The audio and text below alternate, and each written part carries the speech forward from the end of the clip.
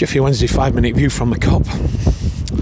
Deadpool FC came to Hillsborough along with Josh Windass, and we just wondered, post Bannan, what were going to happen. Were we just going to absolutely fall to pieces? And you think about, what did what did Bannan bring to the team? Well, obviously, a bit of a cultured foot.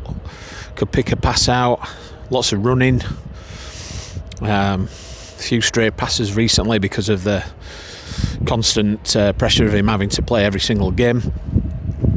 So how we were going to go on and what we were going to replace him with. I think, well, we're in a bit of a transitional state at the minute. Wednesday, we had Yates up front, lad from Luton, who's banged a few goals in at championship level, although spread out over some time.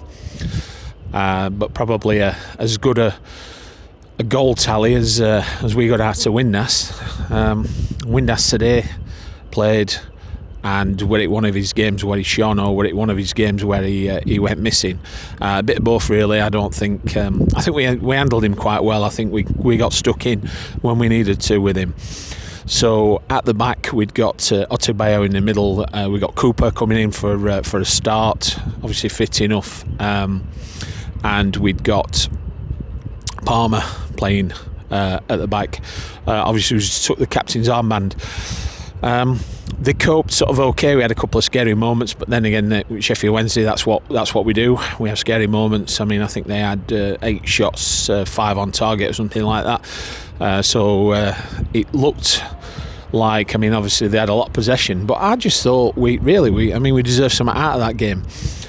We conceded, as you sort of expect us to at some point, and I'll have to look back at that goal, but basically the ball were coming over and it went, I think it went far stick, and Smith scored, who tried to cripple Ingleson earlier on in the match, and I don't even think he got a booking for it. So referee all set his stall out. I think that with Deadpool Hollywood FC comes the rule change. They're allowed to handle the ball at will, obviously, because again, it was another match that seemed like we were playing Harlem Globetrotters at times. A few handball shouts went up. Referee weren't having any of it. Every time that we breathed near a player, they went over and they got a free kick, and it's the usual thing, isn't it? But that's what happens when you're down at the bottom. But I mean, other than that, okay, so we've lost 1-0 to a team who potentially now, I think they've just snuck in the playoff places. That's a team potentially that could be playing in the Premier League next season. So it just shows you the really, really fine margins between a team who are hopelessly standard at the bottom with a bunch of kids and a few mercenaries, and a team that have spent an absolute fortune and got themselves into a position, where, I mean, they brought Kiefer Moore on towards the end, but I didn't think we looked really too threatened, and we did have a little bit of a cutting edge. For once, we had a little bit of a cutting edge up front. I didn't think Kadamatri had such a good game. It's a couple of decent moments. Certainly a shot later on that stung the hands of the goalkeeper. I thought he did well there.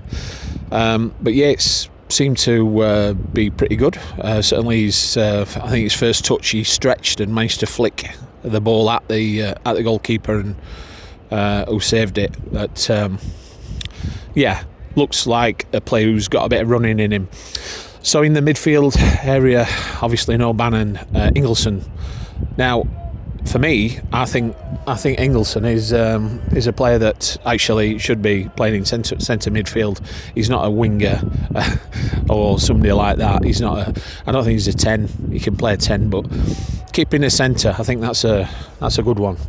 So Ingleson in the middle, and we'd got Valerie on one side and Reece Johnson on the other. I thought that of the two, that may be a place where they'd be able to exploit, but I thought Johnson did okay. And then we'd got Jamal Lowe behind Karamata and Yates. I thought it all worked all right, actually. Again, you can't win either way, can you, really? So Pedersen, people are saying, oh, go change it, especially if we'd gone 1-0 down. And we brought Charlie McNeil on, who, for me, recently has been running in custard. Didn't really seem to be that bothered. That Bruno Fernandes came on, lot of support. Seems like a lad who's got a bit of running in him. Portuguese, 20 years old. So it'll be interesting to see. So I think where we are now, there's some more comings and goings before the end of this transfer window. I thought that we'd probably lose Valerie. I thought we'd lose Ingleson. We might even lose Ike Ugbo of all players. And then there's another couple of players that we've certainly been looking at. Somebody called Marvellous, who we're looking at bringing into the midfield, I think. So it's going to be interesting seeing going forward. But not all hope is not lost. Yes, we're going to go down this season, but what we're looking for is glimmers of hope. And today, again, before they scored, we went a little bit flat, but we picked ourselves up. But I thought that before they scored, I thought we were pretty even, really. So I think we deserve some attack to that one, but again, we've done that a few times, haven't we, recently? Right. Okay.